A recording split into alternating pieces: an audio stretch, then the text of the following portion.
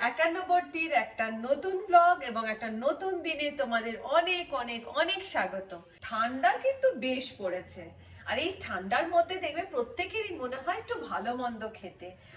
আমার তো ভীষণ ভাবে হয় এই ঠান্ডার মধ্যে ভালো মন্দ খেতে ইচ্ছে করে। তো লাঞ্চের মেনুতে আজকে ঠিক করলাম এই ঠান্ডার মধ্যে যদি গরম গরম চিকেনের আলু দিয়ে লাল ঝোল বানানো যায় তবে কেমন হয়।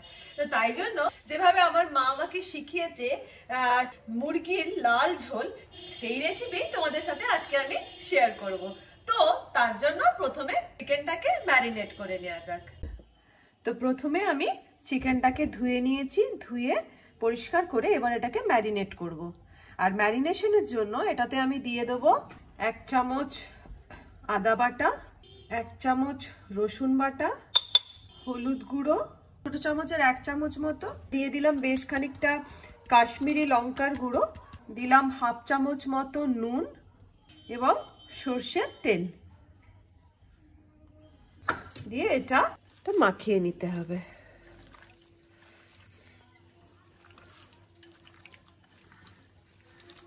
মাখানোর সময়তে একটু ভালো করে চেপে চেপে মাখালে না ম্যারিনেশনটা খুব ভালো হয়।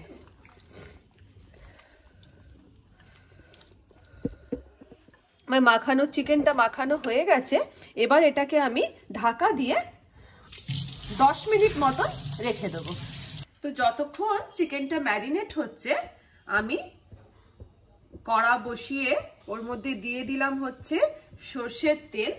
তেলটা যেই গরম হয়ে এসছে আমি এর মধ্যে বড় করে কেটে রাখা আলুগুলোকে দিয়ে দিলাম।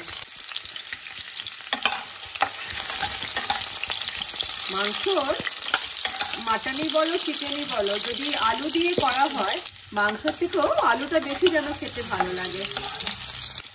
এবার এই আলুটার মধ্যে আমি দিয়ে দিলাম অল্প একটু নুন আর দিয়ে দিলাম অল্প একটু হলুদ। তারপর এটাকে ভালো করে ভেজে নেব। আলুটা লাল লাল করে ভাজা হয়ে গেছে, এবার এটাকে আমি তুলে নেব।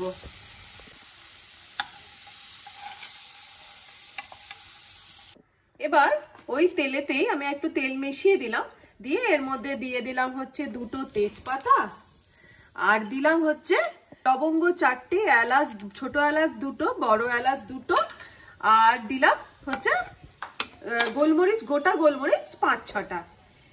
ফোড়নটা যেই রেডি হয়ে গেল, এবার এর মধ্যে আমি দিয়ে দেবো পেঁয়াজ কুচি, দিয়ে দিলাম এর মধ্যে আমি পেঁয়াজ কুচি। পেঁয়াজটা যতক্ষণ ভাজা হচ্ছে তোমাদেরকে একটা ইম্পর্টেন্ট কথা বলি, সেটা হচ্ছে রোজ সকালবেলাতে কি হয়, দিদি বা মেজদি ভাই তোমাদেরকে বলেইছিলাম যে সকালবেলা ওরা চলে যায় যে যার নিজের কর্মক্ষেত্রে, মানে মেজদি ভাই চলে যায় গোলা সামলাতে মেজে ভাসুরের সাথে, দিদি চলে যায় অফিস। তোমাদেরকে দেখিয়েছিলাম যে আমাদের প্রমোটিং বিজনেসের অফিস বাড়ির তলাতেই অফিস দেখিয়েছি। একদম লাঞ্চের টাইমে মানে হচ্ছে ওই দুটো নাগাদ ওর কাজ সেরে ওপরে ওঠে। তো এবার যে কারণে কি হয়ে যায় বলতো, আমার না সকালবেলা সবার সাথে মিলে ব্লগ করতে একটু প্রবলেম হয়ে যাচ্ছে, কারণ ওদেরও তো কাজ রয়েছে আর আমার কাজ হচ্ছে বিকেলে রেস্টুরেন্টের কাজ। তো যে কারণে সকালবেলাতে একসাথে ব্লগ করা সব দিন হয়ে উঠছে না। স্পেশাল ডে বা কোনো ছুটির দিন সেটা আলাদা, সেদিন তো একসাথে সবাই মিলে করছি, কিন্তু এমনি দিনে রেগুলার বেসিসে আমার কি হচ্ছে একসাথে করে ওঠা হচ্ছে না। তো যাই হোক, তো সেই জন্য আমি চিন্তা করলাম ব্লগ তো বন্ধ করলে চলবে না বলো, তো যাই হোক লাঞ্চটা তো একসাথেই করি, তাই লাঞ্চের রেসিপি নিয়ে তোমাদের কাছে রোজ চলে আসবো। আর যেহেতু ওরা থাকে না সকালটা, সেই জন্য আশা করছি এই প্রবলেমটা তোমরা বুঝতে পারবে। তো যাই হোক, এদিকে গল্প বক বক করতে করতে পেঁয়াজটা ভাজা হয়ে গেছে। এবারে ম্যারিনেট করা যে চিকেনটা আমাদের ছিল সেটাকে এর মধ্যে দিয়ে দেব।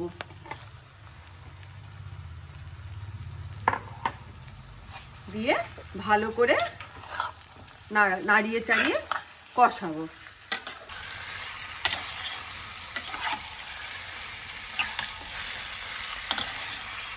যতক্ষণ চিকেনটা ফ্রাই হচ্ছে আমি একটা মশলা বানিয়ে নিই।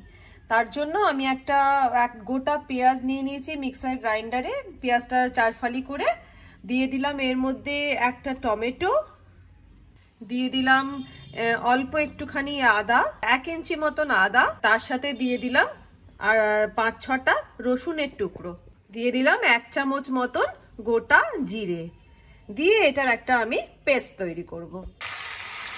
তো এদিকে চিকেনটা আমার অলমোস্ট ফ্রাই হয়ে গেছে।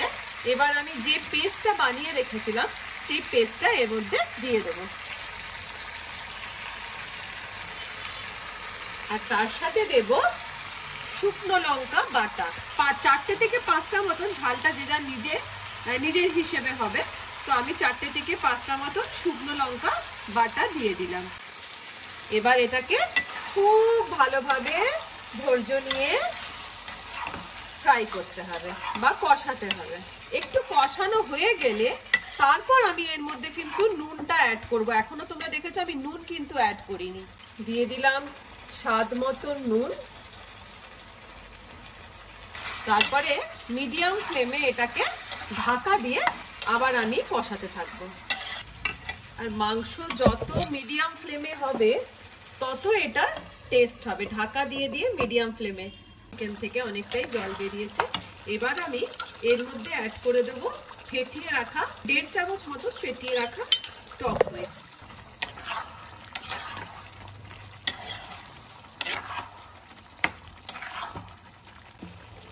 এবার এর মধ্যে দিয়ে দিলাম ভেজে রাখা আলুগুলো। আলু দিয়ে বেশ খানিকক্ষণ কষিয়ে যখন তেলটা বেরিয়ে যাবে অ্যাড করে দিলাম গরম জল। যেহেতু লাল ঝোল সেই জন্য ঝোলটা একটু বেশি দিতে হবে।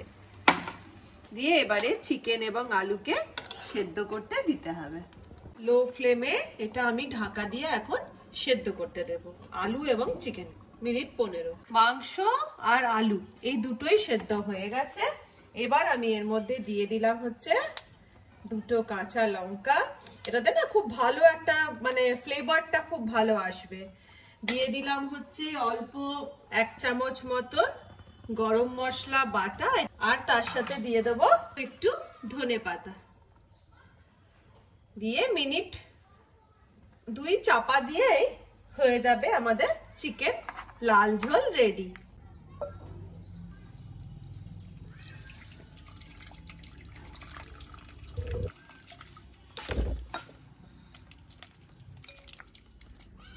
তো হয়ে গেল রেডি চিকেনের লাল ঝোল। বেজেও গেছে ঘড়িতে 1টা। সবাই ওপরে চলে এসেছে যে যার কাছ থেকে। এবারে এই যে ভাতের হাঁড়িও বসে পড়েছে, আর এবারে গরম গরম ভাত আমরা নিয়ে বসে পড়বো। তোমরা অবশ্যই এই রেসিপিটা, এই মুরগির লাল ঝোলের রেসিপিটা ট্রাই করো, করে কেমন হয়েছে আমাকে জানিও।